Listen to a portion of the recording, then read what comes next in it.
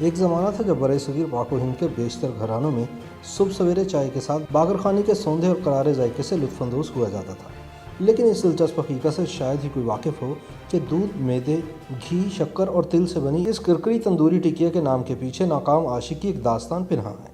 جی ہاں، باقر خان اور خانی بیگم کا قصہ محبت۔ بہت کم لوگ اس حقیقت سے واقف ہوں گے کہ باقر خانی کا اصل وطن بنگال ہے۔ بنگلہ دیش کے دارالحکومت ڈھاکہ میں باقر خانی 18ویں صدی کے وسط سے بنائی اور کھائی جا رہی ہے۔ ویسے تو تمام تندوری پکوان اور روٹیاں مغلوں کے دور حکومت میں ہی برصغیر میں متعارف ہوئے۔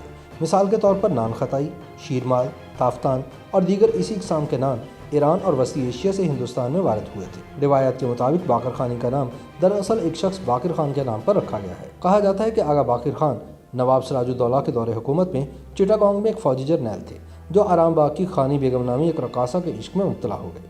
شومیہ قسمت کے خانی بیگم پر شہر کے کوتوال زین الخان کی نظریں بھی لگی ہوئی تھیں، جو کہ ایک وزیر کا بیٹا تھا۔ اس نے خانی بیگم کے ساتھ مراسم بڑھانے کی کوشش کی، لیکن وہ تو باقر خان کی محبت میں دیوانی ہو چکی تھی۔ جب زین کو تمام تر کوششوں کے باوجود خانی بیگم کا التفات حاصل نہ ہو سکا تو یہ خاتون کو اغوا کر کے جنوبی بنگال لے گیا اور اسے قید خانے میں ڈال دیا۔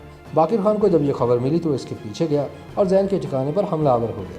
جنرل باقر خان اپنی خانی بیگم کو زور بازو پر آزاد کروا لیتا ہے۔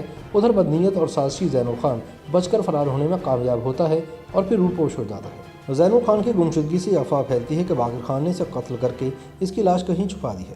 نتیجتاً باقر خان اور خانی بیگم کو گرفتار کر لیا جاتا ہے۔ باقر خان کو سزائے موت سنا دی جاتی ہے اور اسے ایک شیر کے پنجرے میں ڈالنے کا حکم دیا جاتا ہے۔ جب باقر کو شیر کے پنجرے میں ڈالا گیا تو اس نے بہادری اور جوانمردی سے شیر کا مقابلہ کیا اور اسے ہلاک کر کے فرار ہو گیا۔ اس دوران بدنیت زین الخان دوبارہ خانی بیگم کو اغوا کر لیتا ہے اور اپنے ناپاک ارادوں میں ناکام ہونے کے بعد طیش میں آ کر خانی بیگم کو قتل کر دیتا ہے۔ اس کے بعد زین خود اپنے باپ جہاندار خان کے ہاتھوں مار دیا جاتا ہے۔ بعد ازاں جنرل باقر وہاں پر اپنی محبوبہ خانی بیگم کی یاد میں ان کا مزار تعمیر کرتے ہیں اور یہ علاقہ باقر گنج کے نام سے معروف ہو جاتا ہے۔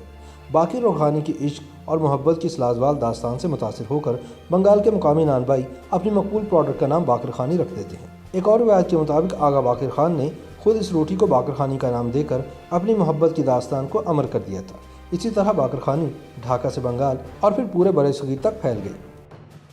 YouTube پر گوگلی نیوز دیکھنے کے لیے youtube.com کی سرچ بار میں googly news T V type کریں۔ گوگلی نیوز کے پیج پر سرخ رنگ کے سبسکرپشن والے بٹن پر کلک کرنا نہ بھولیے۔ YouTube پیج پر اپلوڈ ہونے والی ویڈیوز سے باخبر رہنے کے لیے بیل آئیکن پر کلک کیجیے۔ آپ کو ہر نئی ویڈیو کے بارے میں نوٹیفیکیشن موصول ہو جائے گا۔